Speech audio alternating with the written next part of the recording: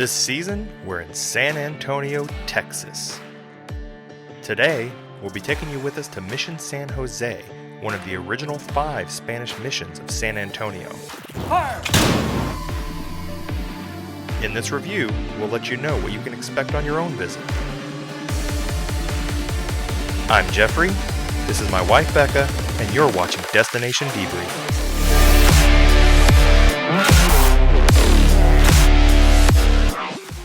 Shall we go to the visitor center as we have visitors, or continue on? That I will leave up to you. Let's go. I don't need to know how to... You don't need to have instructions on how to visit? Yeah. I've visited a lot in my life. I think I've got it down. I'm an avid visitor.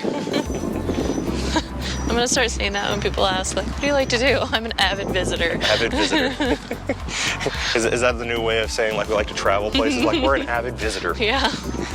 Mission San Jose was relocated 3 times since it was initially founded in 1720, before settling in its current location. Yeah, we saw this at the other one too, but it was much smaller. It didn't have all the, grounds completely around it, showing a wall on it. The wall surrounding the mission was built in the early 1760s to protect the residents from attack.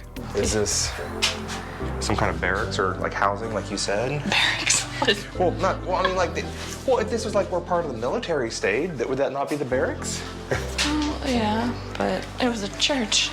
Well, yeah, but the churches, from what I was looking at, like on the Alamo and stuff, they might still have like a military presence, I guess, or not necessarily like full-on military, but...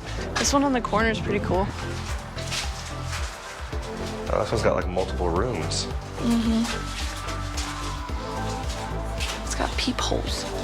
Those are some real small windows.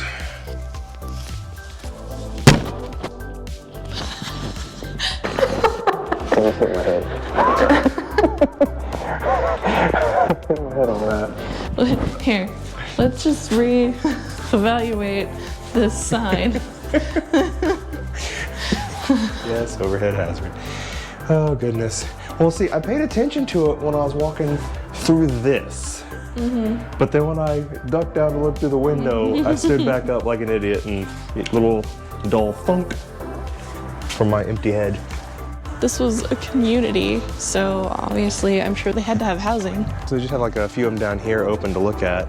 Looks like most of them down are actually closed. Well, I mean, I guess probably once you've been in one, you've been in all of them. Can also contain people from like hiding and stuff in them if you don't have to go around and shut 75,000 doors. It's 10 o'clock. Those bells are ringing from the church at Mission San Jose, which was completed in 1782 after 14 years of construction. It now serves the community and also has a bilingual mariachi mass every Sunday at 12:30 p.m.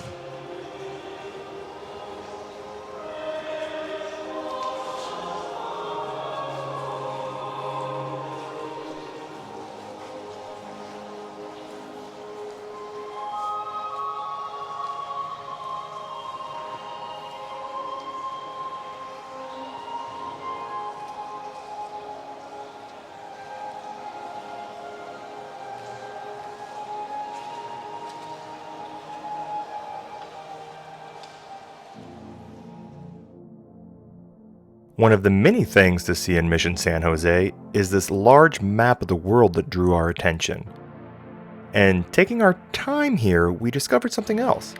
The map hangs near an archway in the surrounding walls of the mission that leads to the grist mill, which opened to the public in 2001.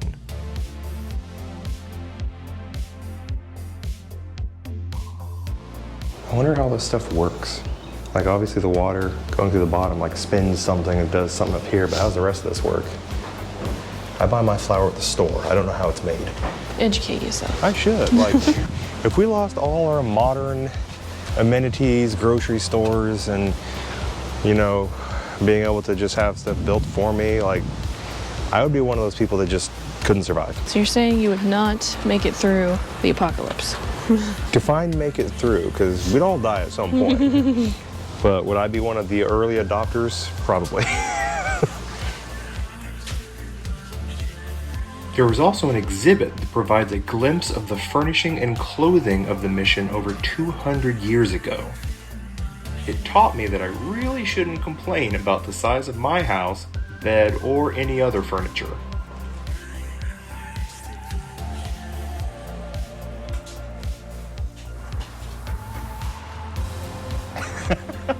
Another building you can visit is the granary, which was the warehouse for surplus storage when it was completed in 1755, but now showcases a model of Mission San Jose. You already know this place is big, but when you do it like that and put the little people in it, you really get to see how big it is.